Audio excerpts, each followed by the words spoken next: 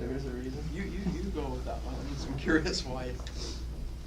One of the images that first was sent to me was of an Australian character who had a mullet, and that Neil sent to me. And it included the shorts and the mullet, and I just loved it. And weirdly, I'd forgotten, but my wife reminded me when she saw the film that the very first job I did, I had a mullet where she met me, so it was kind of great for me. You know, it was a nice throwback to 20 years ago. But it just seemed to fit who he is. You know, he's one of those guys who thinks he's the coolest. He thinks that everyone at the office likes him, who thinks that he's got it all together and doesn't realise that from the haircut to the shorts to the way he acts, that no one really likes him, but he really thinks he's the man, you know? And the mullet just seemed perfect. It's also little things he does, like when he goes into the bathroom and he's looking at himself in the mirror. I don't know if you saw over to his right side, he's got he's basically just taken over the bathroom. So it says Vincent's stuff, and then it's got all of what he wants in the bathroom, like multiple pressed shirts and like deodorants and stuff. Yeah. It's just his. I nicked that from someone I know, who I'm obviously not going to mention, but he literally had at his desk, he just had to change his shirt all the time. Just felt great putting on a new shirt. It's exactly the same shirt.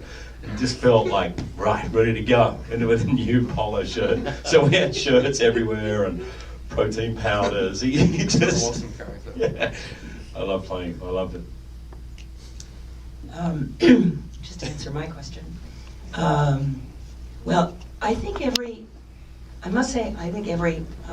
science fiction film I've done is, they're pretty distinctive in terms of their world. And what I love about Neil's films, all three of them that I've seen, is that, you know, sometimes people think of sci-fi as sort of film light. And Neil's films always have such an underpinning of something that's actually very important for us all to discuss and to think about. And so we had a riotous good time making the movie. It was so happy, and it was so exciting for me to work in South Africa with such an international crew, to work with you and Charlton and Neil. But I also felt that the movie has so much to say to us in terms of what is it to be human, and in a sense that word human is a hard word to define now, because there's so many inhumane acts in the film perpetrated by humans, not perpetrated by robots. So I just love how he has this cauldron going of all these very important issues underneath a very entertaining movie. I have a question for Neil. A lot of these themes that you touched in the movie are touched upon in Japanese anime, and I was wondering how much of an influence that might have been. Almost very very little of an influence. I think when I was in my early 20s, I was quite into Japanese animation, but a lot of it was, it's like the same thing that I end up always saying, which is like imagery based stuff is the thing that really gets me. And Masamune Shiero's imagery was a huge deal to me when I was sort of like 20. So I have all of the stuff that he's done, and I like the books that are like collections of stuff like Intron Depot and Bullets and that kind of work. But I didn't read enough of it or see enough of it, I think, to get into the concepts of man-machine stuff and discussions about consciousness and sentience enough. I mean, the most I saw was like Ghost in the Shell, and I haven't even really seen the Standalone Complex. But in terms of imagery, like the ears were from Barrios, from Appleseed. You know, I like the imagery. But strangely, as I've gotten older, my interest in it has sort of waned. I think basically what's happened to me is I just have become more interested in day-to-day, everyday stuff. You know, like news is almost more interesting to me than other people's fiction, if that makes sense. But other people's fiction in terms of design is still incredibly interesting to me. So it's a weird answer, but it's not, there's no direct parallel between the two. My name is Lapakazo, and I do have a question, but I want to offer a compliment first. Your body language was so beautiful that there were moments when I left the theater because it was breaking my heart to watch. And this morning, some of the imagery, when you were when you were switched down, it just really touched me. So exquisite body language, and thank you for it. Thank you. You're very welcome. And thank you for making the maker brown. Never thought of that before. Yeah, Mr. brown Patel, maker. yeah. Was the issue of diversity, which I also appreciated, the languages, the different dialects, the different, accents, excuse me. I really appreciate that. Was that deliberate, or is this just how you think? I think it's more just how I think. I think coming from SA, I moved to Canada at a weird age as well, and I think I became aware of the fact that I had grown up in a place where there's so much of a sort of powder keg situation with race in South Africa, and also so many different issues around race that it's impossible to escape as a kid. And then I think by moving to Canada, it kind of amplified it. It wasn't like going to a country that's predominantly white and so you forget about it. It's like you can turn back and look at it with fresh eyes.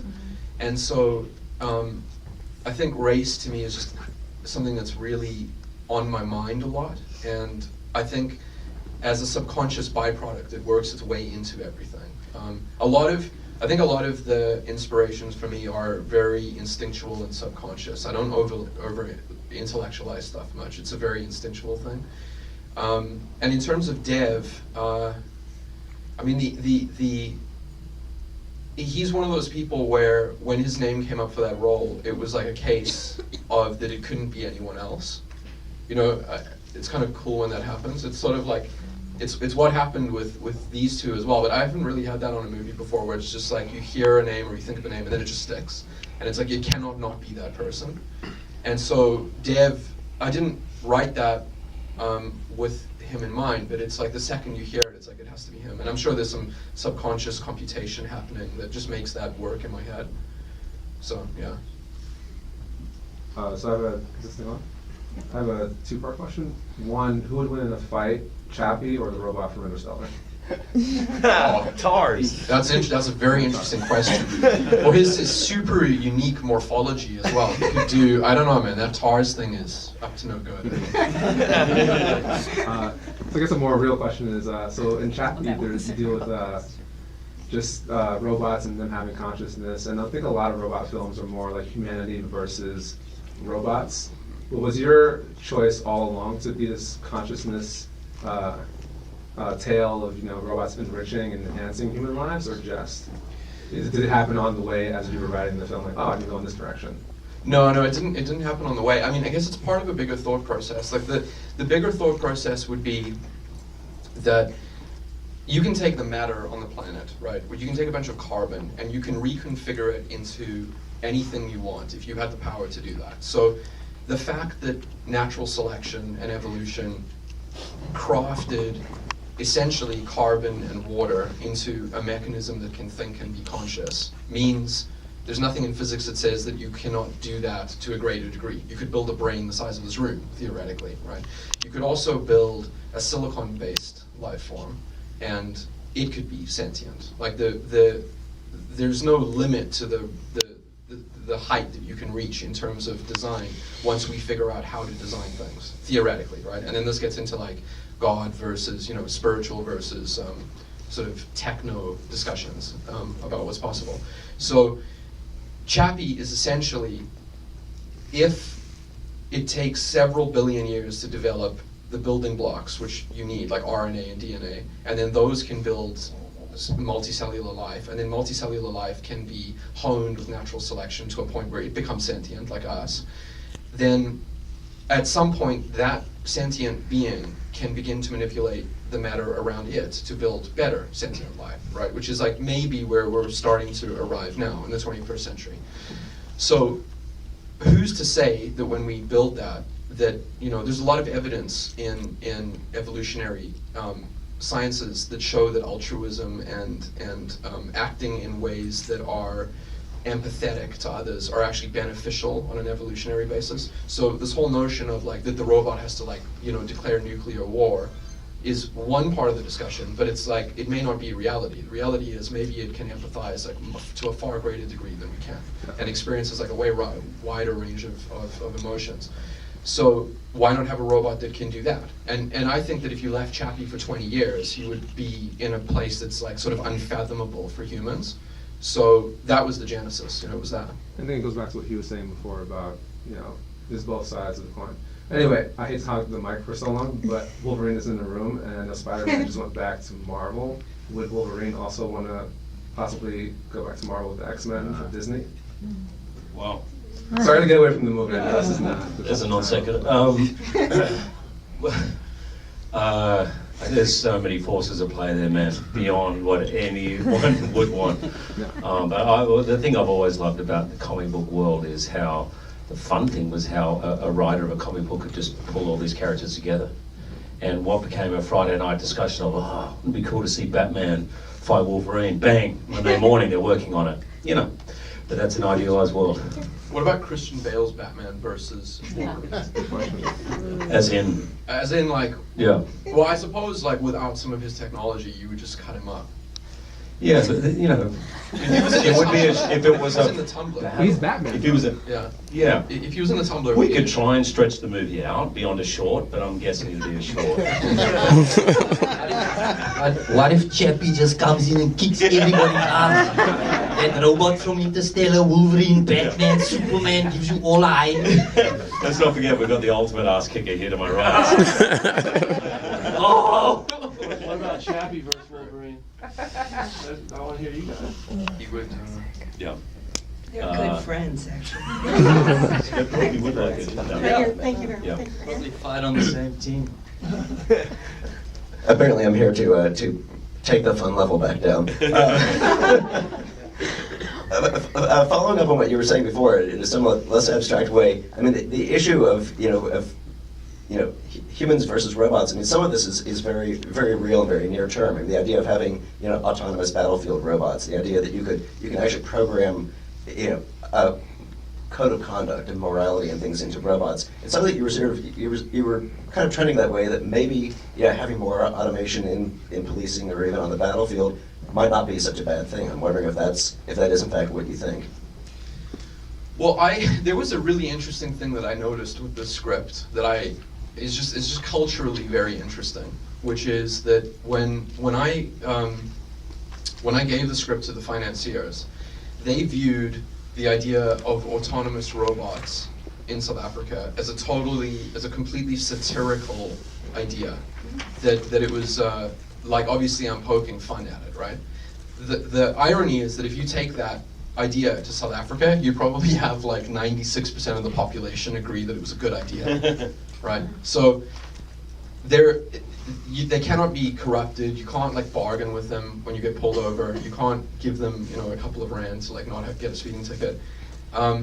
So there is the weird South Africa North America discussion, which kind of muddies the water a little bit and makes it less clear. But generally speaking, I mean, it's a very hard thing to wrap your head around, that a drone operator in Nevada can be, releasing munitions like in the Middle East. And some of that is the moose in the film with Vincent. Some of that worked its way in there. But I don't think that it's a case in this movie of addressing that topic so much as it's more a case of look at the atrocities that humans do to one another, and look how you can have this blank slate robot that is probably going to be capable of being more human than the humans around them. That was really what was interesting to me. So I was touching on the idea of the autonomous militaristic or autonomous law enforcement idea, but it wasn't the primary driving force. One last